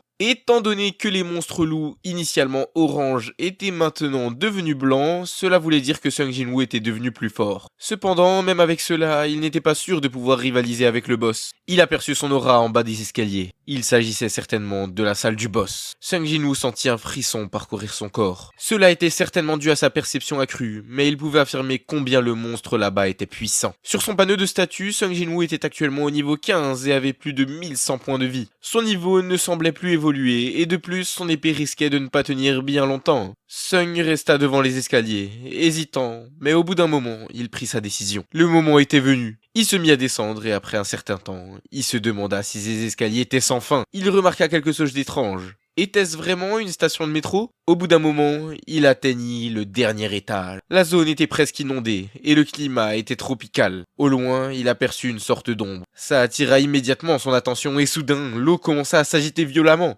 C'était le monstre qui se mit directement à l'attaquer. Il était d'une vitesse impressionnante. En un instant, il projeta Sung Jin-woo violemment contre le mur. Il lui avait fallu qu'une seule seconde et d'une seule attaque pour déjà le blesser, sans parler de son épée, déjà brisée. Désormais, il ne lui restait plus que son corps pour se battre. Sung Jin-woo se dit qu'il pensait avoir suffisamment d'expérience. Lorsqu'il regarda en direction du monstre, il constata qu'il s'agissait d'un serpent géant, le roi du marais. Pourtant, son nom demeurait de couleur orange. Sung Jin-woo lui demanda s'il était le boss de cet endroit. Tout en maintenant son épée dans sa main, devenu minuscule à présent, il se prépara à l'attaquer. Mais avant tout, il devait analyser la situation. Une épée pareille ne pouvait pas transpercer les écailles du monstre. Tous ses coups n'eurent aucun effet. Pendant qu'il déployait ses attaques, il devait l'attaquer rapidement en y mettant tout son poids. Sauf qu'avant ça, il devait réduire ses défenses. Mais comment pénétrer des écailles aussi épaisses, surtout compte tenu de la longueur de sa queue? Les coups pouvaient venir de n'importe où et s'il les recevait de plein fouet, il pourrait même en mourir. Le serpent ne laissait aucune faille apparente et se mit à encercler Sung Jin-woo. Il prenait de plus en plus de dégâts. Bien qu'il pensât être devenu plus fort, ce n'était pas suffisant. À quel point devait-il s'améliorer pour vaincre un monstre pareil? Et comment faire pour s'échapper à cette étiquette de faible qui lui collait à la peau? Au même moment, il se remémora le chef du groupe dans le passé. C'était à ce moment-là qu'il apprenait que les gens le considéraient comme le plus faible des chasseurs. Le chef lui disait de donner son maximum pour les faire taire. En combattant le roi des marais, Sung Jin-woo se dit qu'il savait à quel point il était faible. La force, un symbole qui exerçait une telle pression et pouvait subjuguer la plupart des gens. Une fausse hypocrisie ne le protégerait pas. Quoi que fasse son adversaire, la force pure le submergerait, et la peur le tétaniserait au point qu'il succomberait au sol. Sung Jin-woo avait toujours été ignoré parce qu'il était faible. Qu'il soit instruit ou qu'il reçoive des remerciements, face à une force supérieure, on se faisait facilement trahir. Sung Jin-woo devait devenir plus fort, et il continuait justement ce donjon pour le devenir. Et même s'il était en train de se faire écraser par ce monstre et qu'il était extrêmement blessé, il n'allait pas abandonner pour si peu. Il se releva. Bien que tout son corps tremblât, il ne resta pas au sol. Il devait devenir encore plus fort. Sung Jin-woo était animé d'une aura qui parcourait tout son corps. Il essaya encore et encore, mais il n'y arrivait pas. Sauf que là, tout était différent. Comparé à cette peur, il n'était pas du tout effrayé. Grâce à tous ces points de stats qu'il avait attribués à la force, il était confiant. Il s'accrocha alors au gigantesque serpent et le serra de tout son corps. Le serpent commença à paniquer et se débattre dans tous les sens. Il fonça contre le mur pour essayer de se détacher de Sung Jin-woo, mais maintenant qu'il l'avait en main, Sung Jin-woo ne comptait pas le lâcher. Il le serra de plus en plus et parvint petit à petit à détruire ses écailles. C'est bon, Sung Jin-woo sentit qu'il tenait quelque chose. Le serpent commença à prendre des dégâts. Qu'il crève! De l'autre côté, à l'hôpital, le médecin demanda à la réceptionniste si Sung Jin-woo n'était toujours pas revenu. Il était parti ce matin, mais n'était toujours pas là. Le médecin commença à s'inquiéter. Même s'il était normalement bien rétabli et qu'il sortait bientôt, il disait qu'il ne pouvait jamais être sûr avec les chasseurs. Apparemment, les chasseurs étaient généralement riches et les plus faibles étaient pauvres. De plus, c'était un métier dangereux. Le docteur se demandait vraiment pourquoi il faisait ça, surtout quand il voyait l'état de certains chasseurs qu'il ramenait à l'hôpital. Vraiment, ça lui glaçait le sang. Le médecin se demandait vraiment ce qu'ils fabriquaient dans ces donjons. Leurs blessures n'étaient pas normales, ils revenaient couverts de sang. C'était totalement différent de ce qu'on pouvait voir chez des patients victimes d'accidents. C'est juste impressionnant qu'ils soient encore en vie dans de telles conditions. La réceptionniste dit que c'était quand même un miracle qu'ils parviennent à revenir d'un donjon. Sauf que le médecin dit que ça s'expliquait étant donné que même le plus faible des chasseurs restait plus fort qu'un humain normal. Eux-mêmes étaient des monstres. De l'autre côté, le système annonça les gains de niveau. Après sa victoire, il obtint 3 niveaux d'un seul coup. Sung Jin-woo était exténué, et tandis qu'il respirait très fort, il se mit à sourire. En rigolant, il pensait qu'il était enfin devenu plus fort. Il était assis sur la dépouille du roi des marais qu'il venait de vaincre. Le système lui annonça qu'il avait obtenu 2 objets. Tout d'abord, il y avait le venin du monstre. C'était un objet de rang A, une potion. Il y avait très peu de chances de l'obtenir. L'effet était de réduire les dommages physiques de 20%, cependant l'utilisateur perdait 35 points de force. Et il avait également gagné le crochet du monstre qui était un objet de rang C. Une dague. Elle conférait un bonus de 25 points d'attaque et pouvait également paralyser l'ennemi et le faire saigner. Les vêtements de Sung Jin-woo étaient fichus, l'épée était brisée et son corps lui faisait un mal de chien. Mais il avait obtenu une bien meilleure arme que celle qu'il avait juste avant. Une dague faite d'un crochet et non d'un os. Et ces 2 effets étaient très intéressants. En ce qui concerne la potion, il ne savait pas trop encore comment l'utiliser, donc il décida de la stocker pour le moment. Juste après, le système lui annonça que le boss avait été vaincu et que l'intérieur du donjon reprendrait son état d'origine. Sung Jin-woo vit alors tout le donjon disparaître devant lui. Tout était fini et ça redevint la station de métro qu'il connaissait. Sung Jin-woo prit alors la décision de s'en aller. Il emprunta les escaliers et demanda l'heure. Dans la rue, il aperçut un militaire qui lui demanda comment il était arrivé ici. N'a-t-il pas entendu la retransmission? Sung Jin-woo lui demanda alors ce qui se passait. Le soldat parut surpris, mais lorsqu'il vit l'état de Sung Jin-woo, ses vêtements en lambeaux, il lui demanda s'il était un chasseur. Lorsque Sung Jin-woo répondit par l'affirmative, le soldat s'excusa et se proposa de le guider. Sung l'a finalement suivi et il se demandait vraiment ce qui s'était passé. En avançant, il remarqua des voitures complètement détruites et des monstres errant dans la rue. Il semblait qu'un portail soit ouvert non loin d'ici et que les monstres l'aient franchi. Le soldat expliqua qu'il ne restait plus que les monstres surpuissants. À ce moment-là, le regard de Sung Jin-woo devint sérieux. Il se rendit compte que c'était certainement grâce à sa perception, mais il le ressentait. Les yeux brillants, Sung Jin-woo scruta la ville au loin. C'était là-bas, le boss. De l'autre côté, ce boss était gigantesque. Chacun de ses pas détruisait la route. Des dizaines de chasseurs se tenaient face à lui, tous en train de l'attaquer. Cependant, il ne semblait pas avoir subi de dégâts considérables. Les civils intéressés observaient la scène, mais les soldats leur demandaient de circuler. La foule se demandait ce que faisaient les chasseurs. Combien de temps allait-il encore mettre pour le vaincre? Pourquoi ils n'avaient toujours pas réussi à le terrasser? Du côté des chasseurs, il semblait éprouver de grandes difficultés. Le tank continuait de protéger son équipe, mais avait également besoin d'aide pour les soigneurs. Pour venir à bout de ce monstre, ils auraient besoin de renforts. Notamment plus de magiciens. La panique régnait. Lorsque Sung Jin-woo arriva sur les yeux, il constata un manque cruel de cohésion parmi les chasseurs. Ils semblaient avoir été rassemblés à la hâte, et leur rang était faible. 8 personnes de rang E et 1 personne de rang D. De plus, étant donné que le chasseur était un tank, il ne pouvait infliger que peu de dégâts au boss. Quant aux soigneurs, il n'y en avait que 2 de rang D. Lorsqu'il aperçut l'autre soigneuse, Sung Jin-woo fut surpris. Elle se trouvait au milieu du champ de bataille, mais réagissait très lentement alors qu'elle était censée être de rang B.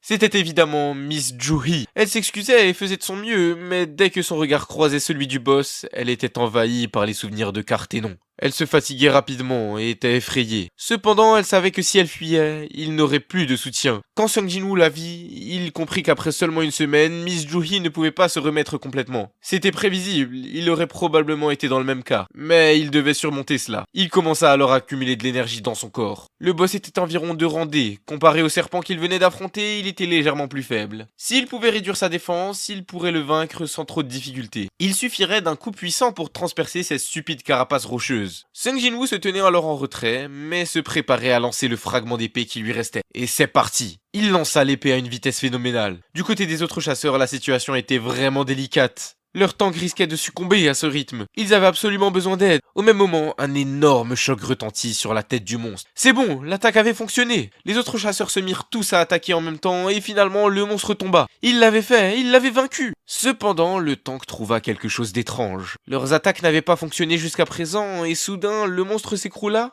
Il était perplexe. Non, en fait, il en était certain. Leurs attaques n'avaient eu aucun effet. Alors, qu'est-ce qui l'avait mis à terre? Qu'est-ce qui avait causé ces dégâts énormes? Il aperçut alors un morceau d'épée au sol. Un golem qui avait pu résister aux attaques de 10 chasseurs avait été vaincu par cela? Cette misérable épée? Mais qui avait fait ça? Il s'adressa à un soldat et lui demanda qui avait jeté cette épée. Le soldat répondit que c'était le chasseur qui se tenait là, mais bien sûr, Sung Jin-woo n'était plus là. Il se demanda alors si avec une telle force destructrice, ce chasseur ne serait pas de rang supérieur. Un peu plus loin, Sung Jin-woo était surpris de lui-même. Il pensait pas pouvoir vaincre ce boss en un seul coup. Peut-être que les points de vie du monstre étaient plus bas que prévu. Miss Juhi balaya la foule du regard. Elle pensait avoir aperçu Sung Jin-woo. Quant aux statistiques de Sung Jin-woo, il était désormais niveau 18, portant le titre de Crève-Loup, avec 2220 points de vie et 350 points de magie. Toutes ces statistiques étaient de 27, à l'exception de sa force où il avait investi tous ses points. Il avait presque le double, 48 points. De retour à l'hôpital, Sung Jin-woo poursuivit ses entraînements. Alors qu'il faisait ses abdos, on pouvait voir ses muscles saillants. Il en était de même lorsqu'il faisait ses pompes. Son corps avait énormément évolué en très peu de temps. L'infirmière qui entra dans sa chambre fut surprise par Sung Jin-woo. Elle se demandait si ce patient avait un corps aussi musclé lors de son arrivée ici. En tout cas, elle lui annonça qu'il pouvait sortir à partir d'aujourd'hui. Un peu gênée, l'infirmière demanda également si c'était possible d'avoir le numéro de Sung. Autant vous dire que Sung il était assez surpris, il pensait que c'était probablement pour lui communiquer les résultats des tests. Sung lui donna alors son numéro et l'infirmière était ravie. Pendant ce temps, Sung Jin-woo aperçut Ajin qui s'apprêtait à aller à l'école. Il venait tout juste de se réveiller. Lorsqu'elle remarqua son évolution physique, elle demanda à son frère s'il faisait de la musculation. Elle avait également l'impression qu'il avait grandi. Cette observation l'étonna, car en général, les hommes ne grandissent plus après 20 ans, mais Sung Jin-woo lui dit d'arrêter ses inepties et de prendre un parapluie. Lorsqu'elle s'en alla, Sung Jin-woo jeta un œil à son panneau de statistiques. Il ne lui restait plus que 10 km à parcourir aujourd'hui, et honnêtement, il savait très bien qu'il avait pris du muscle, ce qui était clairement impossible pour un humain normal en si peu de temps. Ça voulait donc dire que ses caractéristiques influençaient son corps. Se disant qu'il avait peut-être investi trop de points en force, il se demanda s'il allait devenir bodybuilder en continuant comme ça. Quoi qu'il en soit, Sung Jin-woo savait très bien qu'augmenter uniquement sa force ne serait plus suffisant. Cependant, il ne pouvait pas équilibrer toutes ses stats pour le moment. Puisqu'il y avait une bonne synergie entre la force et l'agilité, il se dit qu'il ferait mieux d'augmenter cette compétence. Il était également intéressant d'avoir une meilleure endurance et la perception s'avérait très utile. Cependant, l'intelligence posait problème. Elle semblait être liée à la magie, mais en avait-il réellement besoin? Finalement, il augmenta son agilité jusqu'à 35 et sa perception à 29. Cependant, il n'avait toujours pas touché à l'intelligence et à l'endurance. Un peu plus tard, son téléphone sonna. C'était le propriétaire de l'appartement. Sung Jin-woo s'excusa de ne répondre que maintenant, expliquant qu'il avait eu un accident et qu'il avait été admis à l'hôpital. Le propriétaire n'était pas du tout surpris. Quoi qu'il en soit, Sung Jin-woo lui assura qu'il allait effectuer le paiement très rapidement. Sung repensa alors au double éveil. S'il l'avait vraiment reçu, il devrait être capable de gagner de l'argent plus rapidement. Vu sa progression, il atteint bientôt le sommet des chasseurs. Ces derniers tuent des monstres pour se faire de l'argent. Si les chasseurs sont expérimentés, ils peuvent affronter des monstres plus puissants et ainsi obtenir de meilleurs noyaux magiques. Et donc logiquement bien plus d'argent. Pour affronter un monstre de haut niveau, il faut franchir un portail de la même difficulté. La compétition est rude pour les portails de niveau D et E, car il y a énormément de chasseurs à ce stade-là. De ce fait, les chasseurs de rang E ne sont pas acceptés dans les guildes. Et quand bien même s'ils parvenaient miraculeusement à l'être, il leur est difficile de trouver une mission. La guilde de Sung Jin-woo était de niveau 1 et pour des personnes comme lui, il était difficile de franchir un portail. Sung Jin-woo se demandait s'il devait dès maintenant se faire réévaluer pour augmenter son rang. Cependant, le double éveil risquait d'attiser la curiosité. Les gens aiment les rumeurs, surtout lorsqu'elles concernent les chasseurs. Sung Jin-woo savait très bien que plus ils attiraient l'attention, plus ils gagneraient d'argent. Mais des personnes mal intentionnées risquaient de lui causer des problèmes. Un chasseur qui gagne de l'expérience, c'est vraiment pas commun. Sung était parfaitement conscient qu'il ne pouvait rien révéler, mais pour l'instant, il devait gagner de l'argent. Il pensa qu'il serait bien s'il pouvait rejoindre une force d'attaque. Lorsqu'il chercha sur son téléphone, il trouva quelque chose d'intéressant. Quelque temps plus tard, Sung Jin-woo se retrouva devant un portail entouré d'autres chasseurs qui l'attendaient. Le chef nommé Hwang Dong-suk lui souhaita la bienvenue. Lorsqu'il dit aux autres que Sung Jin-woo était devant eux, tous se mirent à rire. Ils prétendirent même qu'il était plutôt célèbre, le fameux chasseur le plus faible. Mais Hwang Dong-suk leur demanda d'arrêter ça, précisant que le plus important était le nombre. Hwang Dong-suk explique à Sung Jin-woo que, comme il l'avait mentionné au téléphone, il serait difficile pour lui de combattre car il s'agissait d'un portail de rang C. Ainsi, il n'avait pas besoin de se battre. Sung Jin-woo était payé 2 millions de won pour compléter l'équipe. C'était une offre en or. Il lui suffisait de signer le contrat. Lorsque Sung Jin-woo utilisa sa perception, il ressentit une aura. Il y avait 5 rangs C et 4 rangs inférieurs au rang D. En fait, l'explication est que la guilde des chasseurs a établi une règle. Lorsqu'il s'agissait d'un portail de rang C, il devait y avoir au moins 10 personnes, dont la moitié devait être au même rang minimum. En raison de ça, les forces d'attaque misaient sur le nombre. En somme, Sung Jin-woo était un bouche-trou. Au même moment, quelqu'un s'approcha de Sung et lui fit remarquer qu'ils semblaient tous les deux être les plus faibles du groupe. Il se présenta comme Jin-ho, âgé de 22 ans et rang D. Lorsque Sung Jin-woo le regarda, il ne sut pas comment réagir. Quel attirail éclatant il portait! Était-il le fils d'un millionnaire ou quelque chose du genre? Son équipement valait des millions. Quoi qu'il en soit, Hwang Dong-suk leur expliqua qu'ils devaient simplement les suivre et porter leurs bagages. Nourriture, vêtements, équipements, trousses de soins et ainsi de suite. Seulement nécessaire. En réalité, Sung Jin-woo réalisa qu'il partait sans guérisseur. Hwang Dong-suk dit que c'était normal. Obtenir un guérisseur pour une force de cohésion, c'était un véritable chaos. Et en plus, le contrat stipulait que si quelque chose lui arrivait, c'était sa responsabilité. Avec l'absence de guérisseur, c'est difficile de signer un contrat pareil. Cependant, en même temps, tous les autres lui dirent de ne pas s'inquiéter. Hwang Dong-suk ajouta que c'est l'heure de partir. Jin-ho lui dit même que si nécessaire, il le protégerait. Bon, Sung Jin-woo se mit à rire. Donc au final, il a signé le contrat. Au bout de quelques temps, tout le monde était prêt. Sung Jin-woo avait remarqué quelque chose sur les sacs à dos. Malgré leur énorme taille et leur lourdeur, grâce à sa force, il ne les sentait même pas. Lorsque Jin-ho essaya de discuter avec lui, Sung Jin-woo ne répondait pas vraiment. Jin-ho lui dit qu'il n'avait pas besoin d'être aussi formel, il était peut-être un peu timide. Sung Jin-woo lui répondit que c'était plutôt lui qui avait tendance à être trop bavard. En réalité, c'était parce que les gens ne lui prêtaient pas vraiment attention. Être chasseur n'était qu'un passe-temps pour Jin-ho. Lorsqu'ils arrivèrent devant le portail, ils furent impressionnés. Il était assez inhabituel que l'entrée soit aussi immense. Un membre du groupe se demanda si c'était réellement un portail de rang C, mais Hwang Dong-suk répondit que la guilde des chasseurs était assez fiable. De plus, il pouvait voir beaucoup de gens enchaîner les allers et retours. Sung Jin-woo vit Jin-ho se poser des questions à côté de lui. Il lui demanda si c'était sa première fois. En réalité, la taille d'un portail importait peu. Ce qui était essentiel, c'était l'énergie magique qui s'en échappait. La guilde analysait la quantité et la qualité de cette énergie pour leur attribuer un rang. Les grosses guildes s'occupaient des portails de rang supérieur à B,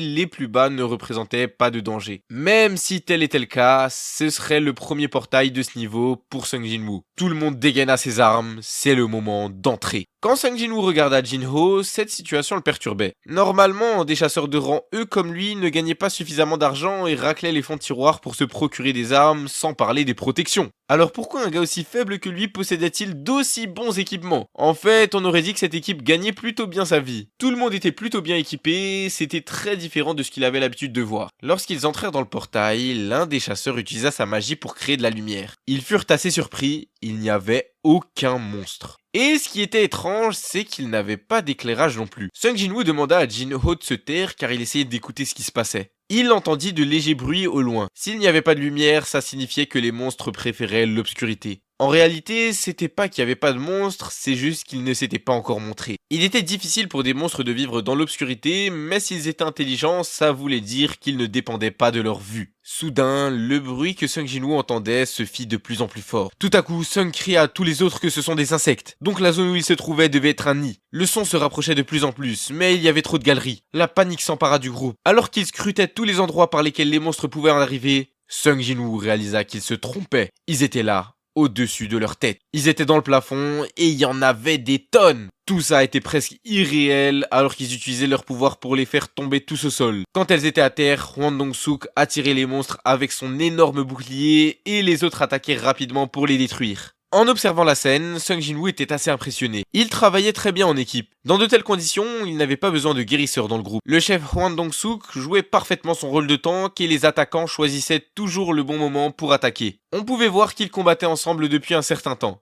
Hwang Dong-suk donnait les ordres à toute l'équipe et ils avaient finalement une excellente énergie. Sung Jin-woo se demanda s'ils avaient atteint une telle maîtrise parce qu'ils combattaient sans guérisseur, mais en les observant attentivement, il remarqua qu'ils avaient l'air un peu violents. De son côté, l'équipement de Jin-ho compensait son manque d'expérience. Tout le monde s'en sortait assez bien. Lorsqu'une fourmi s'approcha de Sung Jin-woo, il parvint à la détruire d'un léger coup de pied. Il déclara que c'était un peu frustrant de regarder les autres combattre. Finalement, une grande partie des insectes furent éliminés. Hwang Dong-suk annonça au reste du groupe qu'ils allaient nettoyer cette zone. Puis ils partirent. Quoi qu'il en soit, ça prendrait assez de temps, donc ils ne devaient pas s'épuiser trop rapidement. Hwang Dong-suk se dirige ensuite vers Sung Jin-woo et lui dit qu'il les avait bien aidés. Comment avait-il su que les monstres étaient au-dessus de leur tête? Sung Jin-woo savait pertinemment que c'était grâce à sa perception préventive, bien supérieure à la simple vue. Cependant, il répondit simplement qu'il avait eu une espèce d'intuition. Hwang Dong-suk lui fit savoir que c'était bien qu'il s'en soit sorti indemne grâce à lui. Mais il lui recommande malgré tout de rester vigilant face à de telles situations. Au même moment, un autre chasseur appela Hwang Dong-suk. Certains insectes présentaient des blessures étranges qui ne semblaient pas être causées par une épée ni par la magie. Hwang Dong-suk trouva ça étrange. Était-elle déjà dans cet état avant d'être combattue? Peut-être se livrait-elle des guerres de territoire entre elles? Il émit l'hypothèse qu'il pourrait s'agir d'un monstre encore plus puissant ou même d'un boss. Un sourire s'afficha alors sur le visage de Hwang Dong-suk, qui se dit que ça sentait l'argent. Les autres membres du groupe s'échangèrent des regards mystérieux et effrayants. Grâce à sa perception, Sung Jin-woo ressentit quelque chose et il appela Jin-ho au même moment. Il lui dit qu'il était pas sûr, mais qu'il devrait se méfier. Jin-ho demanda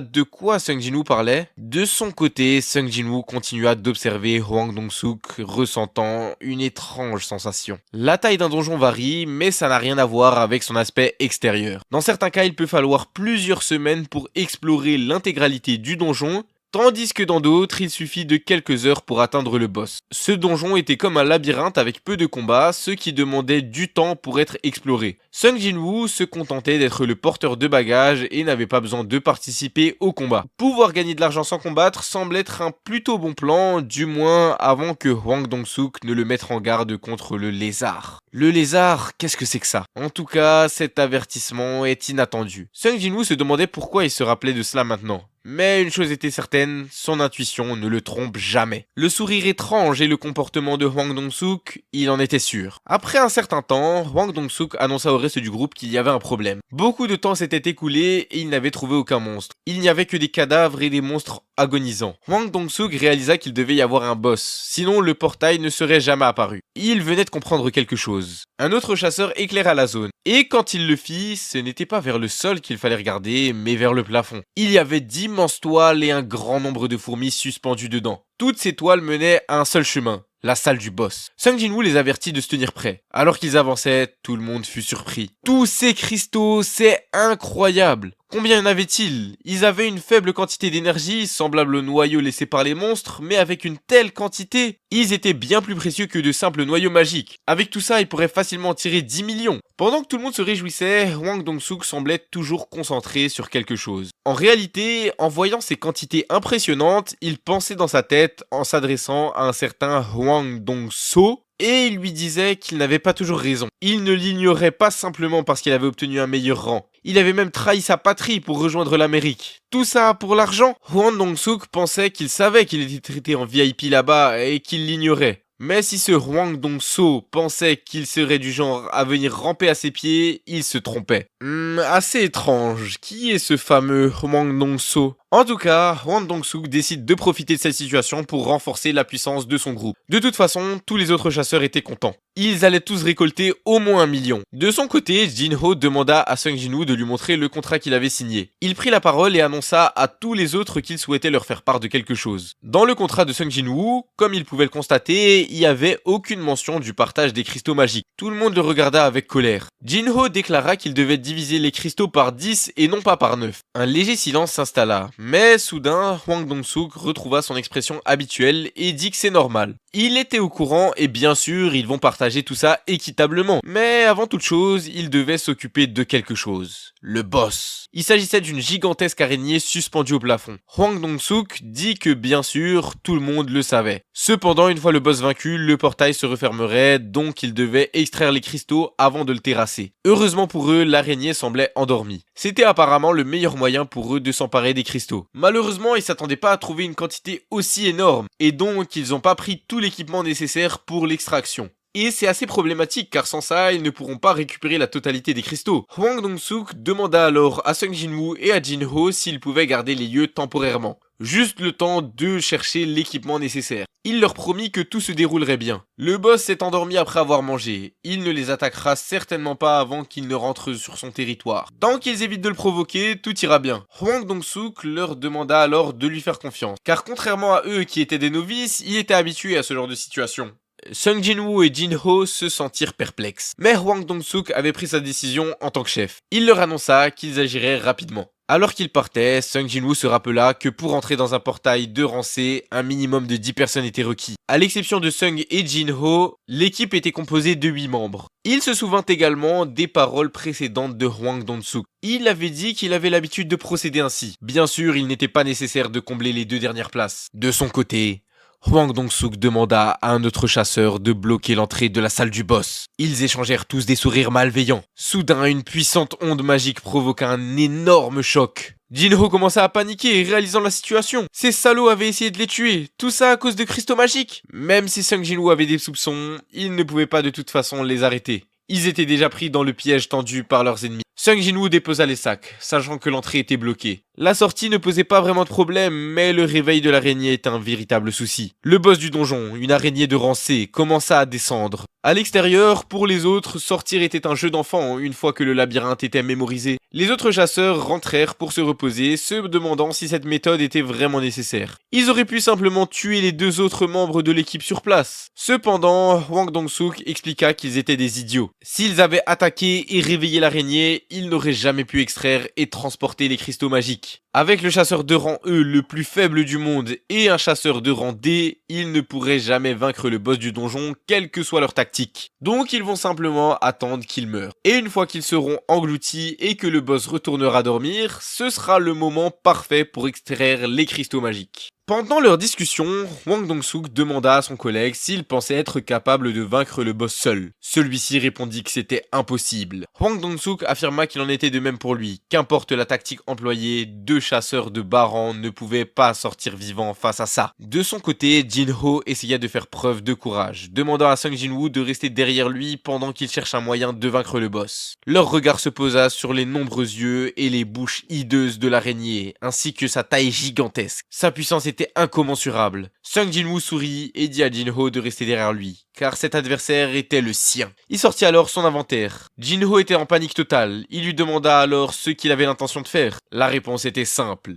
Le tuer. Cependant, il était impossible de vaincre seul un boss de rang C si on n'était pas au moins de l'élite de rang B. Sung Jin-woo se dit qu'il avait raison. Même après son double éveil, il restait faible. Mais il se demanda pourquoi il ne ressentait pas suffisamment de pression pour s'agenouiller. Alors il se rappela de l'énorme serpent qu'il avait rencontré dans le donjon instantané. Il était plutôt fort pour un monstre de rang E, probablement plus fort qu'un monstre de rang D. Et le golem était également de rang D. Comparé à eux, cet adversaire était incroyablement plus puissant. Ça signifiait probablement qu'il était devenu suffisamment fort pour ne pas se laisser intimider par un boss de niveau C. Soudain, l'araignée se précipita vers eux. Au niveau actuel de Sung Jin-woo, 18, affronter un boss de ce niveau était faisable. Armé de sa dague, il sauta sur le dos de l'araignée et effectua une tranche ultra rapide. Il fut surpris de constater que son attaque avait fonctionné. Cette dague était une arme fascinante. La raison pour laquelle un chasseur est appelé ainsi, c'est que la véritable chasse commence maintenant. Le combat eut lieu à une vitesse hallucinante, sous les yeux ébahis de Jin-ho. Il se demandait si ce jeune homme était réellement un chasseur de rang E. Pour l'instant, Sung Jin-woo n'eut aucune difficulté à esquiver toutes les attaques. Cependant, lorsqu'il s'en prit aux pattes de l'araignée, il constata que sa peau était plutôt résistante. S'il souhaitait lui infliger des dégâts, il devait enfoncer profondément profondément sa dague. Aucun angle mort sur une araignée à 8 pattes, chacune d'entre elles capable de percer aisément le sol ou les parois du mur. Il lui faudrait un certain temps avant de pouvoir réduire la distance. De son côté, Jinho peinait encore à y croire. Il se demandait même si Sung Jin-woo était un imposteur. Parmi les chasseurs, il y en avait certains capables de dissimuler leur puissance magique. S'ils le souhaitaient, ils pouvaient diminuer leur puissance afin d'obtenir un rang inférieur. Les chasseurs qui camouflaient leur véritable niveau lors de l'évaluation des rangs dans le but d'obtenir un rang plus faible étaient nommés les imposteurs. Le problème était que les imposteurs étaient généralement des psychopathes tuant pour le plaisir. Sung Jin-woo de son côté continuait d'enchaîner les attaques. Il se demandait depuis combien de temps il avait commencé à combattre le boss. Peut-être 5 ou 10 minutes. Peu à peu il commençait à ressentir de la fatigue. Et le pire était qu'il n'avait encore rien infligé à l'araignée. Sa fatigue s'élevait désormais à 57. Plus la fatigue était élevée, plus sa vitesse diminuait. Il ne pouvait pas prolonger le combat davantage. Il n'y avait qu'une seule façon pour lui de l'emporter. Les effets de sa dague. Il devait les lui infliger. Pour rappel, sa dague était capable de paralyser ses adversaires et de les faire saigner. Ainsi, l'ennemi perdait 1% de ses points de vie à chaque seconde. La clé d'un combat contre un boss était d'exploiter ses points faibles. La tête est généralement le point faible commun à toutes les créatures vivantes et la partie la plus sensible de la tête est les yeux. Cependant, lorsqu'il s'approchait de la tête de l'araignée, celle-ci crachait une sorte de liquide vert, de l'acide. Lorsqu'il touchait le sol, il commençait à le corroder.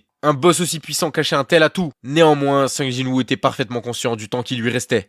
Il devait passer aux choses sérieuses. Aller plus vite et réduire la distance en augmentant la vitesse de ses mouvements. Plus vite. Il activa alors, simultanément, sa compétence active sprint, augmentant tous ses mouvements de 30%. L'aura qui entourait Sung Jin-woo commençait à être impressionnante. Armé de sa dague, il essaya de paralyser l'araignée. Cependant, le système lui indiqua que sa résistance de l'ennemi était trop élevée et que l'effet n'avait pas fonctionné. Sung Jin-woo ne parvenait pas à porter des coups critiques pour mettre fin à ce combat. Sa fatigue augmenta, atteignant désormais 61. Sung Jin-woo ne l'avait pas remarqué, Jinho l'avait remarqué. Malgré son impressionnante vitesse, il serait à court d'énergie s'il continuait assis. Sung Jin-woo prit alors son élan et alors qu'il parvint enfin à s'élever au-dessus du monstre, sa fatigue atteint les 70. Il était totalement paralysé. Le boss profita de ce moment d'inattention pour lui infliger un coup colossal qui le fit chuter au sol. Sung Jin-woo avait du mal à bouger. Il se souvint alors d'un entraînement qu'il avait achevé un jour, utilisant la récompense appelée récupération. Il décida de l'accepter à présent. Soudainement, sa fatigue retomba à zéro et il n'eut absolument aucune difficulté à utiliser sa vitesse extrême.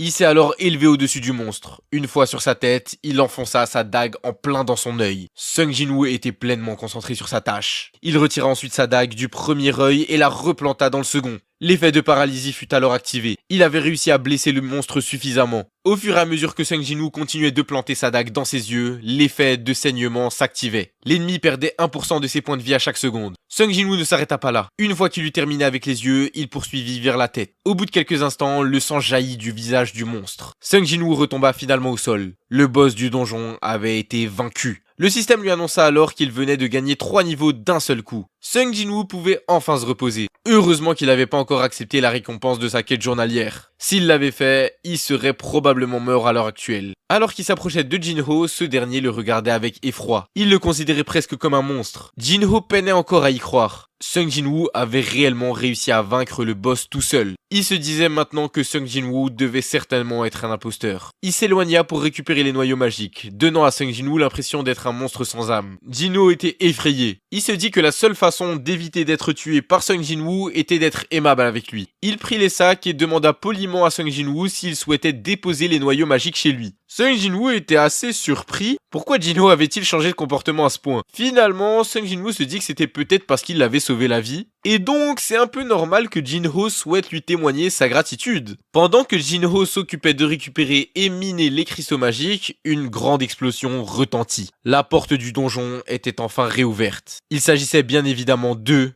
Les chasseurs étaient de retour. Est-ce que Sung Jin-woo va combattre des humains? Peut-être que oui, peut-être que non, mais attends. J'ai vu, t'as remarqué, la vidéo elle t'est bientôt finie, t'es là, tu vas partir. Tranquille mon gars, parce que la partie 2 elle est déjà prête. Ouais, c'est pas une blague, la partie 2 actuellement, elle est prête. Et regarde, pour preuve, je te mets un petit extrait. Tu sais quoi, juste regarde, la vidéo elle est pas finie. Sung Jin-woo les observait attentivement. Désormais, Hwang Dong-suk ne feignait plus. Tout le groupe était stupéfait. Comment pouvait-il être toujours en vie? Mais le pire dans tout ça était la mort du boss. Que s'était-il passé? Était-ce eux qui l'avaient causé? L'araignée s'est-elle révélée être finalement un simple monstre faible et banal? Il supposait que c'était grâce à l'équipement de Yoo Jin-ho qu'ils avaient pu s'en sortir. Il était si bien équipé qu'il pouvait certainement vaincre un boss de rang C, Si un rang C et E l'avaient battu, il n'y avait pas d'autre explication. Le chef admit qu'il avait sous-estimé Yu Jin-ho. Surtout, il était impossible que Sung Jin-woo l'ait aidé, vu sa faiblesse. Donc il avait réussi à abattre ce boss tout seul. Il ne connaissait pas les capacités de son équipement, il valait mieux donc éviter d'être son ennemi. L'un des chasseurs demanda à leur chef, Hwang Dong-suk, ce qu'il devait faire. Celui-ci leur dit qu'il devait le ramener à leur camp. Hwang Dong-suk appela alors Yu Jin-ho et lui dit qu'il avait enquêté sur lui étant donné qu'il possédait un équipement assez précieux. Il s'avéra qu'il était le fils d'une personnalité célèbre, le président de la campagne architecturale de la ville. Il était même très en vue dans les journaux car il venait d'acquérir sa 10e propriété. Yu Jin-ho commença à s'irriter. Hwang Dong-suk continua en disant qu'il avait eu des soupçons quant à sa richesse et ils se sont avérés être vrais. Il lui dit donc qu'il aimerait s'adresser à son père. Hwang Dong-suk annonça qu'il lui laisserait une chance de survivre s'il tuait Sung Jin-woo. Bon, stop. Je t'en ai déjà montré assez, ça suffit, sois pas trop gourmand. Et du coup, ceux qui sont intéressés pour regarder la partie 2, restez, écoutez-moi 2 petites secondes. D'ailleurs, c'est de cette annonce dont je vous parlais il y a quelques temps. C'est bon, j'ai enfin eu le temps de tout setup. En gros, pour vous expliquer ça rapidement, j'ai mis en place un Patreon. Patreon, pour ceux qui connaissent pas, en gros, c'est une plateforme où on peut partager du contenu à notre communauté en échange d'une petite rémunération. Bon voilà, là à l'écran, vous voyez mon Patreon. Dans tous les cas, le lien sera dans la description pour ceux qui sont intéressés. Et pour le moment, j'ai mis 3 niveaux différents. Je vous laisse aller voir les détails et tous les avantages que vous gagnez en souscrivant sur Patreon. Mais typiquement là, si toi, t'as envie d'aller voir la partie 2 de cette vidéo, et c'est uniquement ça qui t'intéresse, et ça correspond au niveau 2 du Patreon. Et dans ce niveau 2, vous aurez à chaque fois les suites en avant-première. Et c'est le cas pour cette vidéo-là, mais aussi toutes mes autres vidéos. Donc la partie 2 de cette vidéo-là sera disponible en avant-première, mais aussi celle-ci, sans oublier la partie 4 de celle-là, la partie 2 de celle-ci, et ainsi de suite, bref, t'as capté. Et je précise pour tous ceux qui n'auraient pas les moyens de payer ou tout simplement pas envie, évidemment que je suis pas en train de dire que ces vidéos-là n'apparaîtront jamais sur YouTube. C'est juste pour les personnes qui ont les moyens et qui n'ont pas envie d'attendre. Pour ceux qui vont rester uniquement sur YouTube, évidemment pour vous ça change absolument rien. Les vidéos vont être continuées d'être postées à un rythme assez élevé, surtout que je suis en vacances donc je vais vous faire plaisir, vous inquiétez pas. C'est vraiment juste du bonus pour ceux qui sont ultra pressés